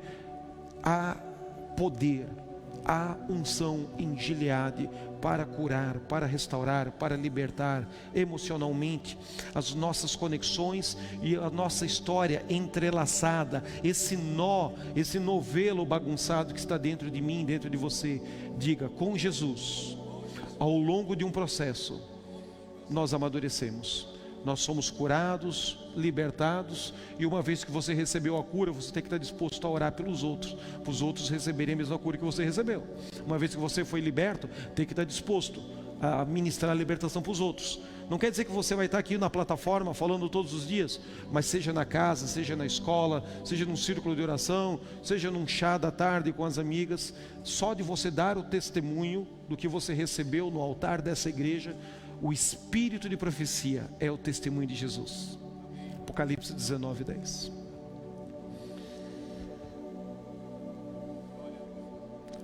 Catartizo, lavar as redes, costurar as redes, restaurar as redes, permitir que essa unção, esse fogo, esse poder divino seja aplicado nos relacionamentos de briga, de mentoria, de discipulado, de imaturidade, de rebelião, os relacionamentos de pastores que fizeram parte dessa igreja, mas passaram aqui fingindo honrar a liderança pastoral dessa casa, no fundo com inveja, com ciúme, pensando assim: eu sou melhor do que esse otário, eu sou melhor do que esse cara, eu vou ficar aqui um tempo e daqui a pouco eu vou pescar umas pessoas, entende? Nós diante de Deus somos constrangidos a perdoar, mas eles diante de Deus são constrangidos a apresentar fruto de arrependimento e a voltar para reconciliar, porque há um poder, um rompimento na reconciliação, cara. Dá uma olhada em Romanos capítulo 9. Romanos capítulo 9, versículo 10 em diante. Não, 22, versículo, vamos pegar no 19 em diante, ou a ênfase está no 22. Romanos 9, 19 em diante. Dir-me-ás então, porque se queixa ele ainda, porquanto quem resiste à tua vontade? É uma pergunta. Mas, ó homem, quem és tu que a Deus replicas? Está brigando com Deus, irmão? Está refutando a Deus? Porventura a coisa formada dirá ao que a formou: por que me fizeste assim? Ou não tem o oleiro poder sobre o barro para da mesma forma da massa fazer um vaso de honra e outros vasos para desonra? E que direis se Deus, querendo mostrar a sua ira e dar a conhecer o seu poder, suportou com muita paciência os vasos da ira, preparando-os para a perdição, para que também desse a conhecer a riqueza da sua glória nos vasos de misericórdia, que para a glória já dantes preparou, os quais somos nós, a quem também chamou, não só dentre os judeus, mas também dentre os gentios. Essa palavra do versículo 22, que Deus suportou, é a mesma palavra da costura da rede, catartizo. Suportou os vasos da ira, suportou os vasos de misericórdia, suportou os vasos para a glória, suportou os vasos para a desonra e vergonha. Essa palavra é a mesma usada quando diz que Pedro e os seus irmãos estavam costurando as redes. Deus costurou pacientemente a nossa imaturidade, até deixarmos de ser filhos recém-convertidos e bebês na fé e nos tornarmos filhos maduros que manifestam a glória do Pai e põem em liberdade os espíritos elementares, põem em liberdade os que sofrem, gemem, olhando para nós, porque afinal de contas, pelo pecado de Adão no Éden, diga, toda a criação ficou escrava da futilidade. Romanos 8, toda a criação ficou escrava da vaidade. As duas traduções que tem, ou aparece a palavra vaidade ou a palavra futilidade. Poderíamos falar agora 3 dias sobre futilidade na nossa vida financeira. Você já tem 20 bolsas e quer comprar mais uma bolsa. Não é pecado você gastar dinheiro com bolsa de R$1.000. Você trabalhou, aplica onde quiser. Até onde esse R$1.000 vai fazer falta no reino de Deus, até onde esse R$1.000 mais um sapato, mais uma bolsa, ou mais um relógio na sua coleção, é futilidade, é vaidade. Ou você precisa disso para cumprir um propósito. Não é pecado você ter riquezas, contanto que o seu coração seja liberal e generoso na obra, no evangelismo, nas missões, no trabalho social que assiste o órfão, o viúvo, o mendigo, o necessitado. Essa é a grande diferença. No gasofilácio você dá R$3, mas na Nike você compra um tênis de R$1.800. Quem disse que é pecado você ter um tênis de R$1.800? Não é. Você trabalhou e você gosta do tênis de R$5.000, compre ele, use ele. Só que com a mesma ousadia, com a mesma intrepidez, com a mesma violência, chega no gasofilácio e oferta R$5.000 para a obra. Ah, mas a igreja não precisa. A pergunta não é se a igreja precisa. A pergunta é o que você manifesta de dentro do teu espírito. A pergunta não é se o apóstolo Carlos é um empresário bem-sucedido, como advogado, milionário, e ele não precisa. A pergunta é, o que você está demonstrando e manifestando no altar? Os anjos estão vendo. E não acho que seja um pecado você ter um carro de R$700.000. Oro para que você compre um helicóptero e um Learjet. Contanto que, proporcional às tuas bolsas ou o sapato da Louis Vuitton, você também seja tão ousado, tão intenso, tão proporcional, através da instrumentalidade da igreja, para começar um trabalho missionário, para fazer uma oração nos hospitais, para atender os presídios, para distribuir comida para os mendigos ou qualquer outra coisa. Não você fazendo com o teu espírito de independência, mas você fazendo numa rede de interdependência e submissão em amor, porque até os vasos da ira Deus suporta. Tem crente que enche o saco de Jesus, ele ama, mas você é um problemáticozinho. E por que ele é o problemático? Porque há um processo entre ter a promessa e manifestar a glória do Pai. E é aqui, nessa egrégora de relacionamentos maduros, que nós vamos brigar, que nós vamos xingar, nós vamos arrebentar, vamos pedir perdão e vamos dizer, olha, já conheço o perfil psicológico desse cara, o temperamento dele é pior do que o meu, é semelhante ao meu, entende? Eu vou respeitar ele, amor, ele vai me respeitar. Ano passado a gente quebrou sarrafo, mas agora a gente continua frutificando e glorificando Jesus aqui, e a gente até faz piada daquela briga que a gente teve aqui na igreja há 5 anos atrás, há 3 anos atrás. Por que faz piada? Porque cicatrizou, porque não tem pulso, porque não tem inflamação. Por que vocês agora estão amadurecidos, e quem está amadurecido está apto para pegar essa espada do Espírito que nos corta como um bisturi, e uma vez que eu fui cortado por ela, eu estou autorizado a cortar os outros que estão chegando na igreja agora. E não adianta ficar aqui esperando o anjo trazer. Não, é nós que temos que ir para a rua, evangelizar, alcançar, tocar, convidar. Se nos 15 anos de igreja vocês chegaram até aqui com essa estrutura, com essa profundidade na palavra e com essa atmosfera de glória, nos próximos 15 anos, milhares, dezenas de milhares de pessoas estarão congregando e servindo a Jesus aqui nesse lugar. Eu trago à existência 3 cultos com todas as cadeiras lotadas nesse templo, para a glória de Jesus. Eu trago à existência reuniões na quarta, na sexta, durante a semana, nas casas, em outras cidades aqui ao redor, onde alguns de vocês receberam um peso e um comissionamento de levar e multiplicar a atmosfera, a palavra e a unção que é desatada aqui, também para outros países. Eu trago a existência sobre esse ministério, sobre essa igreja, sobre a vida do apóstolo Branco, da sua esposa, de todos os pastores dessa casa, igrejas na Flórida, igrejas em Atlanta, igreja no Alabama, igreja no Tennessee, igrejas na Europa. Eu trago à existência uma equipe madura que vai honrar a unção de Deus que está nesse lugar e a unção de Deus que está sobre a sua liderança pastoral, e vai levar esse fogo de unção e restauração para a Suíça, para a Holanda, para a Alemanha, para a Itália, para Portugal, para a Espanha, para a Inglaterra, e sairão daqui, porque deixamos de pensar como sobreviventes. Nem todos vocês precisam participar dessa expansão missionária, apostólica, profética, levando para a África, levando para a Ásia essa unção e essa chama. Você pode ser um empresário milionário com compromisso de ser uma coluna de provisão financeira dessa casa. A pergunta não é se precisa ou não precisa. A questão é, princípio bíblico se obedece, não se questiona. Se corresponde em fé, e Deus aí te acrescenta ainda mais. Mas eu não preciso que Deus me acrescente mais, mas o reino de Deus precisa que eu e você tenhamos mais. Diga: eu abençoo pessoas no auditório dessa igreja e que estão nos assistindo ao vivo agora, com autoridade para administrar 6 dígitos.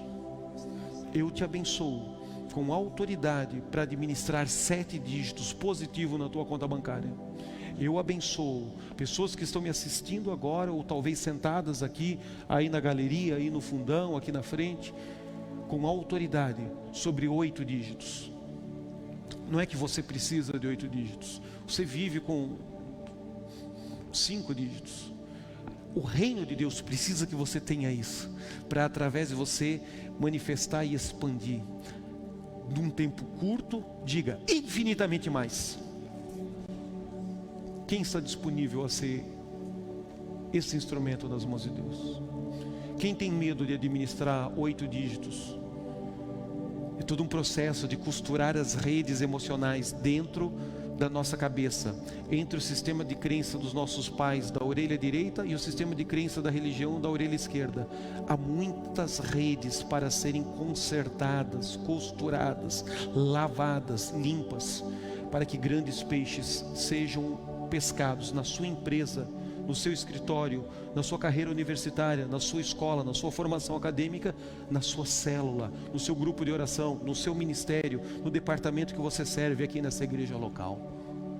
Quantos querem essa unção? Quantos creem e recebem no Espírito essa imposição de mãos com esse código profético e espiritual? Então daqui a pouco você vem para o altar, abre a sua boca, estende as mãos, porque isso vai ser ativado profética e espiritualmente sobre a sua vida.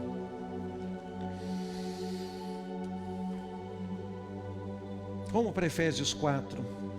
Não vou citar todos os textos, porque vai ficar muito teológico, vai ficar muito acadêmico. Eu quero remir o tempo para a gente orar.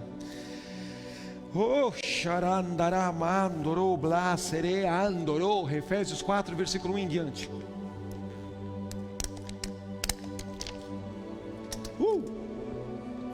Rogo-vos, pois, eu, prisioneiro do Senhor, que andeis como é digno da vocação com que fostes chamados, com toda humildade, mansidão, com longanimidade, suportando-vos uns aos outros em amor. Diga, é isso mesmo, é para suportar o meu irmão.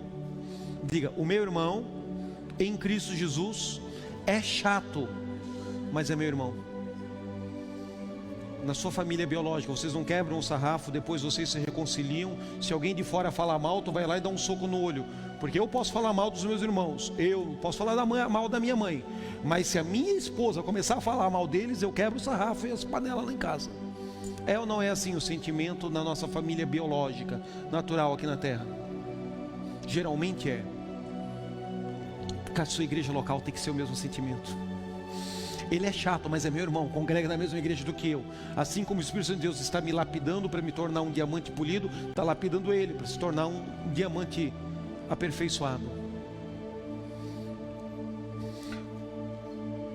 Procurando guardar a unidade do Espírito pelo vínculo da paz. Diga, entre a promessa de um avivamento e a materialização dos milagres e do crescimento numérico, da expansão financeira e das reuniões com milhares de pessoas num estádio de futebol aqui em Botucatu, existe a unidade do Espírito. É um dos ingredientes que eu citei ontem, é um dos elementos: honra, fé, obediência, submissão, unidade do Espírito. Cara, termos uma igreja que fala uma só visão, que tem uma só linguagem, unida no Espírito, apesar das nossas imaturidades da alma, brigas, diferenças que tem que ser superadas. Tem coisa que você perdoa em 15 minutos, tem coisa que você perdoa em 15 dias. Mas essa cultura de reconciliação, essa cultura de costuradores de redes de relacionamento pastoral, profético, apostólico, essa cultura é a cultura que antecede a materialização do avivamento. Quantos querem levar essa cultura para o seu casamento? Quantos querem levar essa cultura para a sua escola, para a sua sala de aula, para a sua universidade? Quantos querem levar essa cultura para a sua parentela? Até aqueles parentes chatos que você não gosta, eles não gostam de você, vai ter uma graça, vai ter uma unção de levonar, vai ter um amor, uma simpatia nova nessas conexões. Depois que você receber essa palavra, em posição de mãos aqui no altar. Porque além dessa unidade do Espírito pelo vínculo da paz, versículo 4, há um só corpo e um só Espírito, como também fostes chamados em uma só esperança da vossa vocação, um só Senhor, uma só fé, um só batismo, um só Deus e Pai de todos, o qual é sobre todos, o qual é por todos, o qual é em todos. Cara, eu podia falar 3 dias só desse versículo. Esse Deus, o qual é Pai de todos, sobre todos, por todos e em todos. Cara, dá para falar uns 3 dias só dessa frase que o apóstolo Paulo está escrevendo. Mas a graça foi dada a cada um de nós segundo a medida do dom de Cristo. Tem irmão que recebe uma medida do dom de Cristo, tem irmão que recebe outra medida do dom de Cristo. Por isso temos que nos submeter em amor, numa rede de relacionamento, e nós temos que nos tornar interdependentes em amor. Não devo a nada a ninguém a não ser o amor. Pelo que se diz, falando de Jesus na sua ressurreição, ele está citando o salmista agora. Pelo que se diz, subindo ao alto, levou cativo o cativeiro e deu dons aos homens. Quem deu dons aos homens? Essa lista de dons aqui é Jesus que dá. A lista de dons de 1 Coríntios 12 é o Espírito Santo. A lista de dons de Romanos 8 é o Pai quem dá. Essa aqui é Jesus quem distribui. Ele subiu, que é senão o que também antes havia descido às partes mais inferiores da terra. Aquele que desceu também, o mesmo que subiu acima de todos os céus para cumprir todas as coisas. E ele, Jesus, mesmo deu uns para apóstolos, outros para profetas, outros para evangelistas, outros para pastores, outros para mestres ou doutores, conforme a sua tradução. Para quê? Visando o aperfeiçoamento dos santos, para toda boa obra de ministério, para a edificação do corpo de Cristo. Só no primeiro século da era apostólica, mentira. Versículo 13 responde: até quando? Até que todos cheguemos à unidade da fé, ao pleno conhecimento do Filho de Deus, à estatura do varão maduro, do varão perfeito, à medida completa de Cristo formada em nós. Essa palavra, visando o aperfeiçoamento dos santos, Efésios capítulo 4, versículo 12, visando o aperfeiçoamento dos santos. Diga, aperfeiçoamento. No manuscrito original é a mesma palavra da costura das redes. Diga, catartásio. É a mesma expressão. Que aqui, essa arte, essa habilidade de costurar redes, que Mateus capítulo 4 fala, que Lucas capítulo 5 fala, essa habilidade de costurar redes, agora foi traduzida a mesma palavra, catartizo, por visando o aperfeiçoamento dos santos. Cara, não importa o que disseram nessa cidade, não importa o que profetizaram, o que oraram, o que amaldiçoaram, eu recolho todas essas palavras que alimentaram uma pitonisa, implantaram uma egrégora, uma psique, um pulso psíquico, um comando de encantamento na mente das pessoas, para elas não frequentarem aquele templo, não entrarem naquele lugar, não se submeterem à liderança pastoral daquele casal. Eu recolho tudo isso, tomo o machado de João Batista e corto a cabeça da serpente agora. Suba um fogo consumidor, manifesta o cheiro de mirra, no lugar da fumaça, do encantamento que embriagava ou alucinava a mente da pitonisa.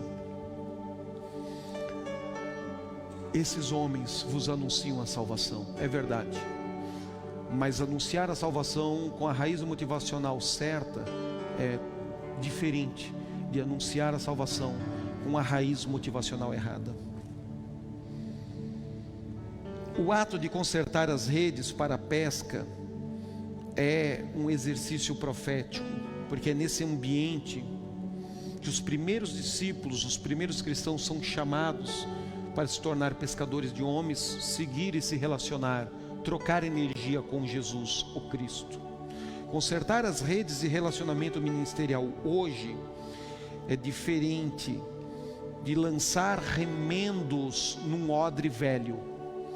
Tentar remendar e consertar odres velhos é o que o Lutero tentou fazer com o catolicismo. Lutero insistiu em remendar o Vaticano, em remendar Roma, em remendar o catolicismo medieval, até que Lutero entendeu que era necessária uma ruptura, era necessária uma briga, era necessário sair do sistema babilônico e criar um movimento protestante. Diga, não remende odres velhos, porque o vinho vai se perder, o odre vai romper. Na verdade, o vinho não se perde, o odre é que se perde, se joga fora. Diga, vinho novo, odres novos, culturas, mentalidades, modelos de igreja, modelos de gestão, CNPJs novos. Amamos, respeitamos a história das denominações e tudo que cada uma delas contribuiu para o reino de Deus e para a igreja de Cristo até o dia de hoje, mas nós não somos remendadores de odres. Diga, eu e minha casa assumimos no nosso espírito o comissionamento de sermos lavadores de rede, costuradores de rede, consertadores de redes de relacionamento pastoral, profético, apostólico, evangelístico, costuradores de rede. Para quê? Diga, visando o aperfeiçoamento dos santos, para a obra do ministério, para a edificação do corpo de Cristo. Até quando? Até que cheguemos à unidade da fé, ao pleno conhecimento do Filho de Deus, à estatura do varão perfeito, a medida completa de Cristo formada em nós. Até quando? Diga, até que catartizo o catartizo dos santos, até que os relacionamentos de maturidade e imaturidade entre os membros da igreja tenham sido plenamente aperfeiçoados, plenamente costurados. Ele já fala aqui no início do texto: andeis como é digno da vocação que fosse chamados, humildade, mansidão, longanimidade, suportando-vos um ao outro em amor. Meu irmão é ruinzinho de relacionamento, mas é meu irmão, é lavado e remido pelo sangue de Jesus. Passar o resto da eternidade com esse cara lá no céu, é melhor se acertar com ele aqui na terra, você não acha? Porque senão o ambiente do céu que ele vai se relacionar, talvez você não tenha acesso. É assustador isso. 2 Coríntios capítulo 13, versículo 8 e 9 diz assim, porque nada podemos contra a verdade, senão pela verdade. A verdade tem um poder, uma força nela mesma. Posso dar uma aula de filosofia e 2 horas falando só sobre isso. Porque nos regozijamos de estar fracos, quando vós estáis fortes, e o que desejamos é a vossa perfeição, o vosso amadurecimento, o vosso aperfeiçoamento. Portanto, escrevo essas coisas estando ausente, para que quando eu estiver presente, não use de rigor rígido, segundo o poder que o Senhor me deu para edificação e não para destruição. Quando eu estiver aí com vocês, eu não quero ter que ficar disciplinando vocês, brigando com vocês.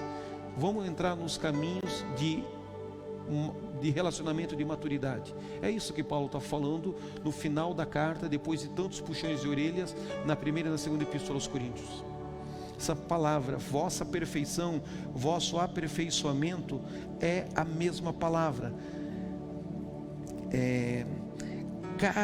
Catartises, uma variação semântica de catartizo. Catartises é o verbo grego de lavar as redes, de aperfeiçoar a vossa vocação, a vossa perfeição, o vosso aperfeiçoamento pelos relacionamentos de maturidade. Lucas 9:36, Marcos 2:21 fala sobre essa dinâmica do vinho novo no odre novo e não remendar os odres velhos. Você sabia que Noé levou 100 anos para construir a arca e só usou ela por aproximadamente 1 ano? Noé levou 100 anos para construir aquela edificação de madeira gigante e só usou 1 ano. Aí você dedicou a tua energia, a tua oração, as tuas finanças, 100 anos para ter o ministério do desce o fogo que o diabo sai correndo. E depois de 100 anos dedicando tempo, energia ali, Deus fala com você: pois é, agora você entrega, agora você deixa outro liderar melhor do que eu, melhor do que você. Agora você deixa outra irmã ser líder do círculo de oração da quarta-feira à tarde. Agora você deixa outro ser o maestro do coral. Não, mas eu dediquei a minha vida para ser maestro do coral 30 anos. Ok, agora eu, o Senhor, estou te dizendo: entrega o coral para outro. Eu tenho outro mistério com você que você não vai entender agora, não vou te explicar agora. Depois que você obedecer, entregando o que eu estou mandando você entregar, eu te revelo a próxima fase, a próxima estação, o próximo degrau de maturidade na tua comunhão com o Espírito Santo de Deus. E você diz: não, Deus, eu fiquei 30 anos aqui, esse grupo de jovens não vai existir se eu entregar. Prepotência, soberba, arrogância, presunção. Parece que Deus não sabe o que está conduzindo as coisas. Você tem que ensinar a Deus. É aquela pergunta do vaso de honra e do vaso de ira, do vaso de misericórdia e do vaso de desonra, que Paulo faz lá no texto anterior que a gente já leu. 100 anos para construir a arca. Que bom, Noé, você me obedeceu. Porque você me obedeceu, você não vai morrer afogado. Porque você me obedeceu, a tua família não vai morrer afogada. Porque você obedeceu, 2 pares de casais de toda a bicharada da terra vai ser salva. Sejam filhotes de elefante ou sejam elefantes gigantes, não importa. Porque você me obedeceu, vai dar certo e você vai ser livre da morte por afogamento. Ai, que bom! Deus me escolheu, eu obedeci, dediquei 100 anos de energia, 100 anos de tempo, 100 anos de vida, 100 anos de dinheiro, 100 anos de madeira, 100 anos de vocação dos meus filhos para construir a arca. Que bom! Agora, Noé, sai dessa estrutura, vai-te embora e deixa essa arca para trás. Deus só não mandou ele comprar gasolina e tacar fogo, porque o posto Ipiranga era muito longe da onde a arca estacionou, no alto do Monte Ararat. Se não era capaz ainda, Deus dizia: ó, compra gasolina e taca fogo nessa coisa. É que o posto Ipiranga era muito longe. Agora abandona essa estrutura de madeira que levou 100 anos da tua vida e entra na próxima estação, entra na próxima temporada, entra no próximo nível de autoridade, entra no próximo tempo de poder, entra na próxima dimensão de provisão financeira no teu casamento, entra agora num próximo nível de autoridade, para quando você falar o mesmo versículo bíblico que você falou no início da tua conversão, com a tua fralda cheia de inconstâncias e de imaturidades, agora essa mesma palavra que você pregava lá, você vai pregar agora, só que agora você vai cortar profundamente os outros, na mesma dimensão que você se rendeu a mim e permitiu ser cortado por ela primeiro. Aí o cara ama a denominação. Jesus é um coadjuvante, mas o sistema babilônico religioso de arrecadação financeira é o que ele ama mesmo. Ou seja, ele perdeu a essência, ele perdeu o essencial, ele perdeu a vida de Deus, e agora apenas controla, apenas manipula, apenas chantageia as pessoas e aterroriza elas pelo medo. Eu sei que o Espírito de Deus traz o temor do Senhor, que é diferente de um medo manipulador e controlador. Diga: eu e minha casa estamos tomando uma decisão. Chega de odres velhos, chega de barcas grandes, pesadas, lentas, frágeis de madeira da religião e do sistema religioso antigo. Chega. Eu e minha casa costuraremos redes de relacionamento profético, redes de relacionamento apostólico, redes pastorais, redes de comunhão evangelística, redes de ensino da palavra de Deus. Diga: eu recebo a rede apostólica no meu interior, eu a expando, eu a multiplico, eu a edifico. Às vezes o velho é simplesmente velho, irreparável, tem que deixar de lado, tem que esquecer.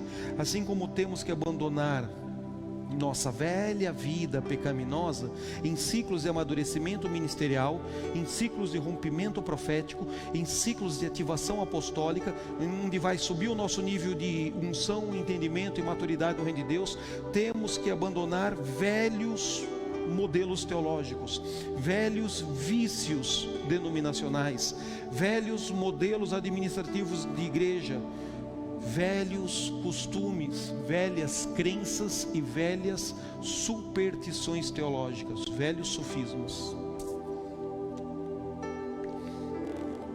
A igreja, na sua história, é cheia de redes sendo remendadas, rasgadas, substituídas e remendadas. Eu poderia falar tanta coisa, mas eu entendo que o que eu imparti pela palavra de Deus é o suficiente para você tomar a sua decisão. É o suficiente para você receber nessa noite uma unção de cura para os relacionamentos feridos. Você carrega dentro de você um fragmento da unção pastoral. Você carrega dentro de você um fragmento da unção de ensino. Ainda que você não seja publicamente reconhecido como pastor ou como mestre, você carrega dentro de você uma unção da unção evangelística. Se você vai ser publicamente chamado e reconhecido pelo ofício de evangelista ou não, é uma questão de tempo, prática, repetição e intensidade. Mas todos nós carregamos dentro de nós Jesus. E se nós carregamos dentro de nós Jesus, nós carregamos um fragmento da unção profética. Nós carregamos dentro de nós, universalmente, todo crente em Cristo Jesus, no Novo Testamento, um fragmento da unção apostólica. Nem todos vamos nos tornar profetas de ofício ou apóstolos de tempo integral, mas todos nós carregamos dentro de nós Jesus, e Jesus é a plenitude dessas 5 manifestações, desses 5 ofícios. O manto de Jesus foi rasgado em 5 pedaços, e esses 5 pedaços do manto de Jesus em unidade faz com que a igreja hoje opere na pós-modernidade, com a unção dobrada que Jesus caminhou na Palestina 2000 anos atrás. Mas tem que ser em unidade, não em competição, em imaturidade. Às vezes tem pastores que incitam os líderes de ministério a competir entre eles para ter mais resultado.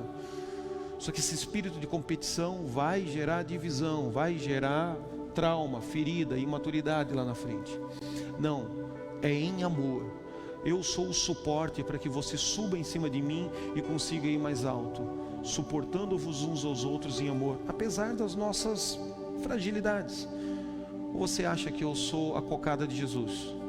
Jesus sabe a alma cebosa que eu sou quando me chamou para o ministério. Jesus sabe o cara temperamental, vingativo, colérico, sanguíneo, ruinzinho que eu sou. Eu acho que Jesus estava confuso quando ele chamou o apóstolo Branco, a esposa dele, todos os líderes dessa casa para desenvolver um ministério. Você acha que nós enganamos a Jesus? Jesus não sabe o quão ruim nós somos. Jesus sabe os nossos defeitos, nem por isso ele nos impediu de presidir, nos impediu de liderar. Assim como Jesus conhece os teus defeitos e te ama. A questão não é o amor dele, a questão é o quanto nós vamos nos permitir ser costurados por ele, ser remendados nos nossos relacionamentos emocionais, porque essa restauração de relacionamentos proféticos e apostólicos é a chave para uma profecia de avivamento se manifestar e se materializar antes, durante e depois do avivamento. Que tem de gente falando mal do avivamento de Toronto, que tem de gente falando mal do avivamento de Lakeland, que tem de gente que depois do avivamento saiu falando mal de Pensacola, porque no auge da glória, o avivamento de Boston então deixou tantos feridos. Por quê? Porque não tiveram maturidade para costurar essas redes. Porque ao longo do processo começaram a competir e se autoafirmar. Eu sou mais ungido, eu sou o profeta mais escolhido, eu sou mais forte, você é mais fraco espiritualmente. Tantas neuroses que a religião faz. tudo isso ativa e fortalece o sistema de manipulação profética da pitonisa, que eu citei, Atos capítulo 16, ontem à noite. Não, nós estamos cortando a cabeça dessa serpente. Nós estamos trazendo luz pela palavra, porque esse entendimento liberta, e esse entendimento amadurece, e essa maturidade queima o corpo da pitonisa. Se coloque em pé, venha para o altar.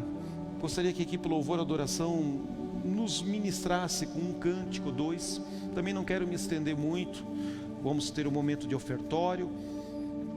Então, se você quer preparar a sua oferta, já pode vir ao altar com ela. Se você quiser esperar para depois pensar em oferta, venha para um comando, uma imposição de mãos, uma ativação. Não vou me estender nesse tempo de oração. Tivemos um tempo de oração gostoso antes da palavra. Amanhã nós estaremos novamente aqui, e provavelmente amanhã eu vou entrar na doutrina da imposição de mãos. Venha, estenda as suas mãos e prepare o seu espírito para receber tudo que o Espírito Santo de Deus tem. Apóstolo Branco, quer pegar o microfone, quer trazer uma palavra antes de nós orarmos por eles? Não? Equipe Louvor, pode tanger os seus instrumentos. E vamos encerrar com essa oração. Não vamos me estender muito. Amanhã nós vamos ter bastante tempo para imposição de mãos e oração. Antes dessa palavra tivemos um romper gostoso aqui, que é só as primeiras gotas de muita coisa que Deus vai fazer durante todos esses dias. Pai, recebe agora a nossa oferta, recebe agora a nossa semente, recebe agora, Senhor, o expressar de gratidão das nossas contabilidades financeiras. Pai, em nome do Senhor Jesus, eu peço que o Senhor abra as janelas dos céus, multiplique abundantemente mais, e que a tua palavra se cumpra. Aquele que semeia